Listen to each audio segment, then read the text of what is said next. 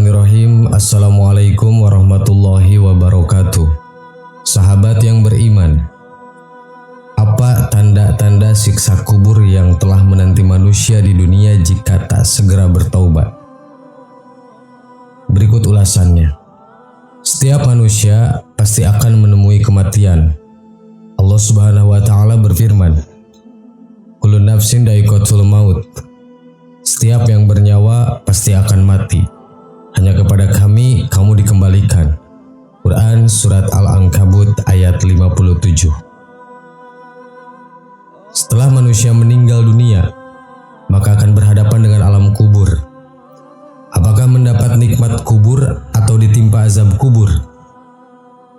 Imam Ibnul Qayyim Al-Jauziyah dalam kitabnya Ar-Ruh menerangkan, banyak hal yang menyebabkan seseorang ditimpa azab kubur.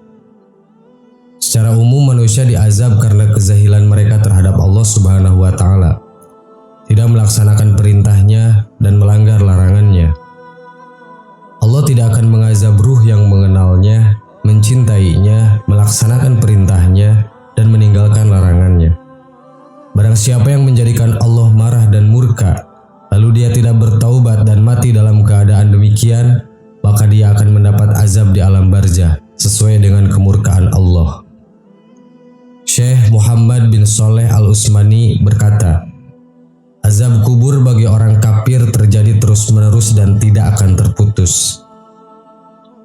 Mereka adalah golongan orang-orang yang terus-menerus dalam azab kubur sampai datangnya kiamat dan dimasukkan ke dalam neraka. Bagi orang-orang yang beriman yang berbuat maksiat, Allah Subhanahu wa taala mengazab mereka dengan sebab dosa-dosa mereka. Di antara mereka ada yang diazab terus-menerus, ada yang panjang masanya dan ada pula yang tidak, bergantung dari dosa mereka serta ampunan Allah Subhanahu wa taala. Berikut adalah di antara sebab seseorang ditimpa azab kubur. 1.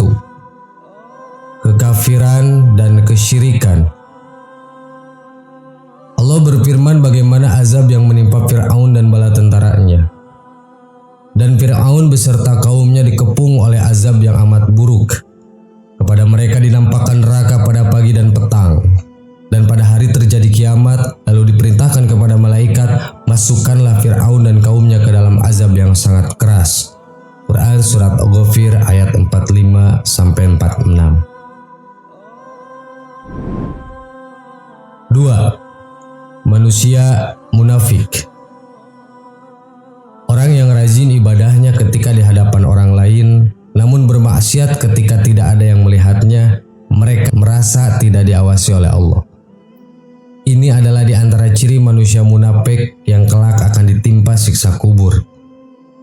Sebagaimana Allah berfirman mengenai munafiknya orang Badui pada zaman Rasulullah SAW.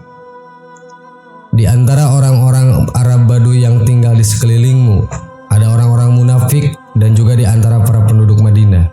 Mereka keterlaluan dalam kemunafikannya. Kamu Muhammad tidak mengetahui mereka, tetapi kami mengetahuinya.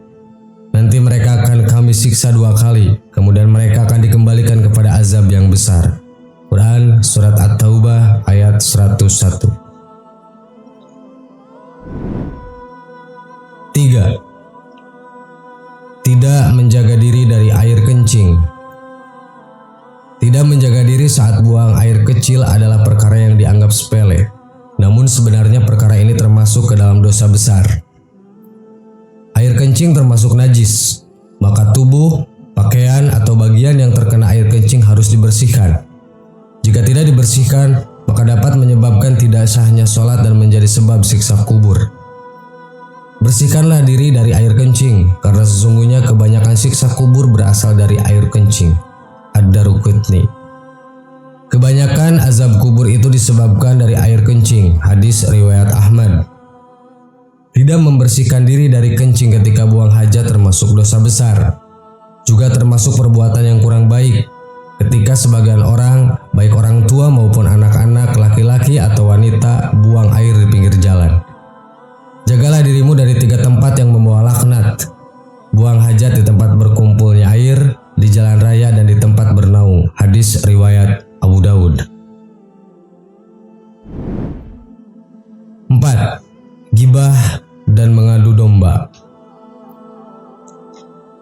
Dosa yang sering dilakukan dan menjadi sebab azab kubur adalah ghibah dan mengadu domba.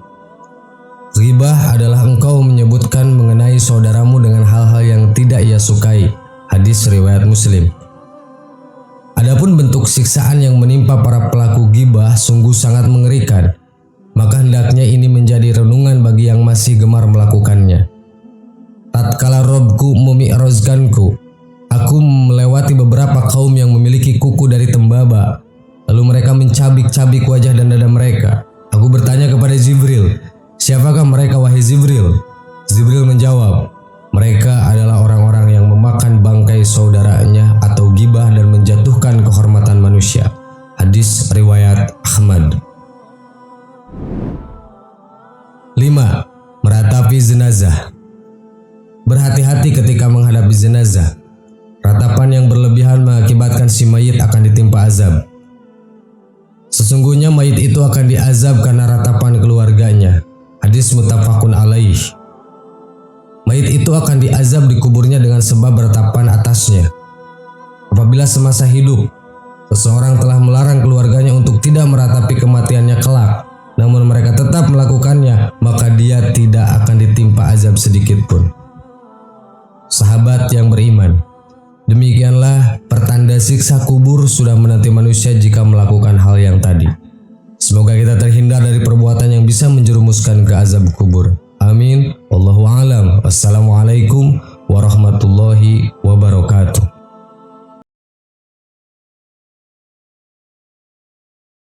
Bismillahirrahmanirrahim. Assalamualaikum warahmatullahi wabarakatuh. Sahabat yang beriman, kisah menarik ini dikutip dari kitab Ihya Ulumuddin karya Imam Ghazali pada pembahasan Khauf wa Roja juz 4 145 dan 146. Kisah ini memberikan motivasi kepada kita sebagai umat Muhammad untuk selalu optimis akan masuk surga dan berpikir positif tentang besarnya rahmat Allah. Selain itu, kisah ini juga bisa membuat orang tidak mudah menghakimi orang lagi, apalagi mendoakan orang masuk neraka.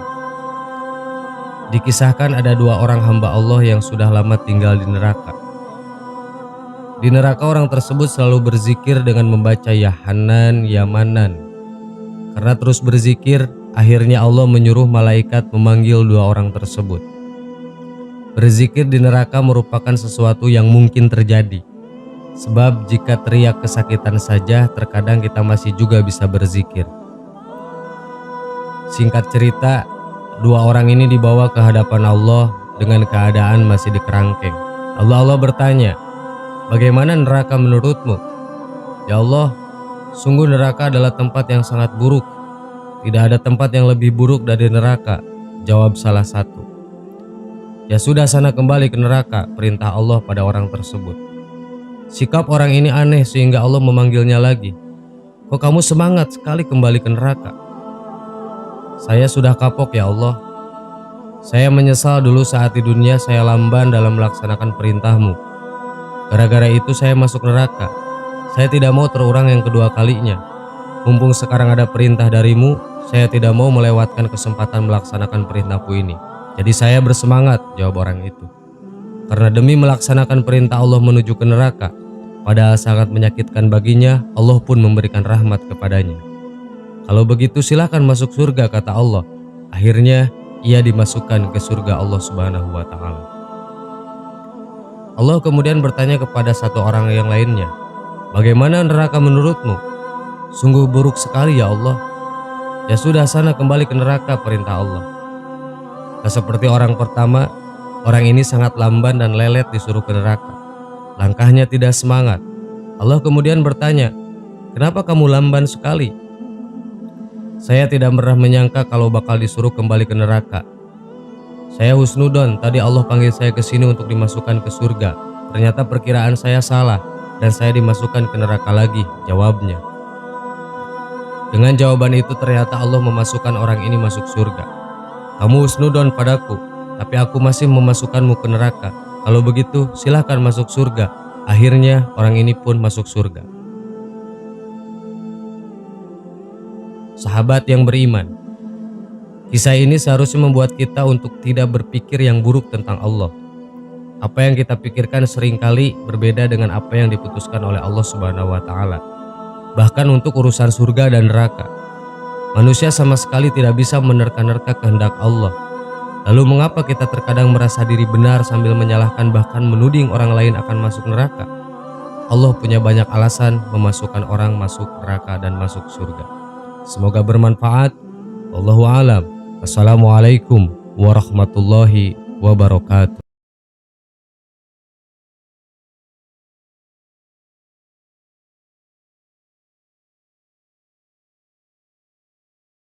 Subhanallah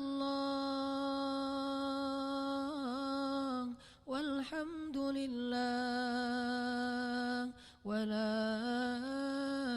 ilaha illallah wallahu akbar. Subhanallah.